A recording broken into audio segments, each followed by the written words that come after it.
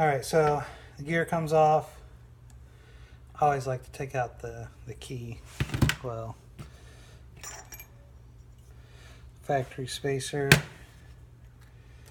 Could be a shim there. I'd like to show you this one at a time. Convex washer. Third gear.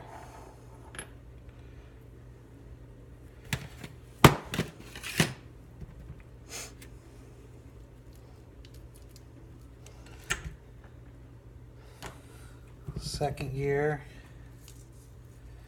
This is one of the early Volkswagen metal cage bearings.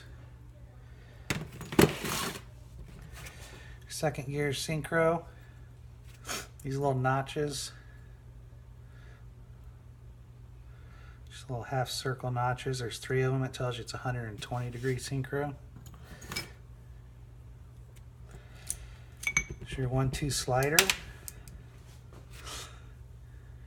Should hopefully be able to see there's 2 lines on the outside here.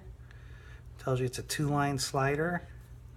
Factory really intended it for 110-degree synchros on either side because there's no line right here. If there's a line right here, that'd tell you there's 120-degree synchro. Should have been on this side, 110 on this side. Really, in the aftermarket, you can only buy 120s. So on the 1-2 assemblies, it's not uncommon to see 120s on both.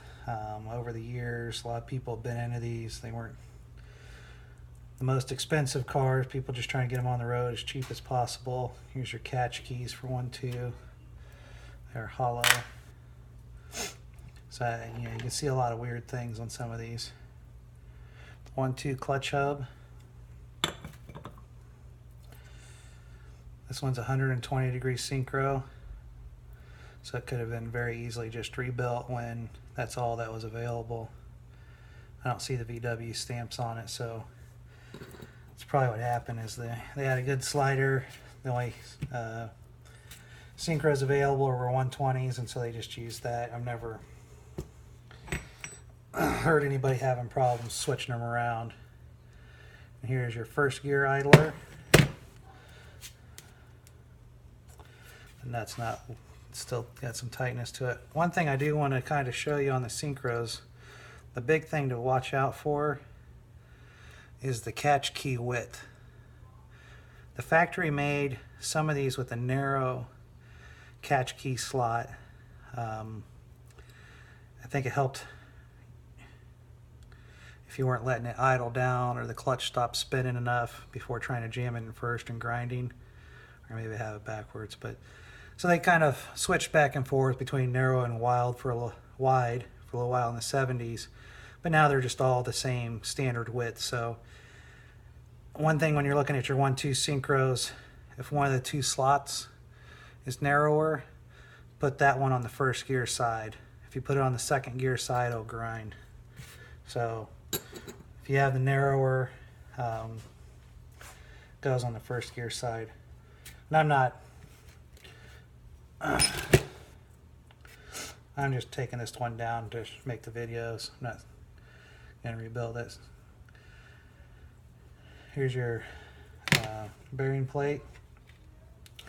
Notice there's rounded edges, flat edges. One of these flat edges will go with the 1-2 slider. You'll notice that more in the fork gauge. Right here is the small pinion nut. Got the spacer underneath it. I'll have the bearing race. Obviously the first gear idler bearing, your pinion bearing with the thrust washer on it. Pretty easy special tool to get for that. Special tool to socket to hold on to this is a little harder to find, so some people modify 1-2 clutch hubs. There's a good a lot of these if you start rebuilding. Those usually aren't bad, so you can hold this, use the tool to undo that. Third gears work as well.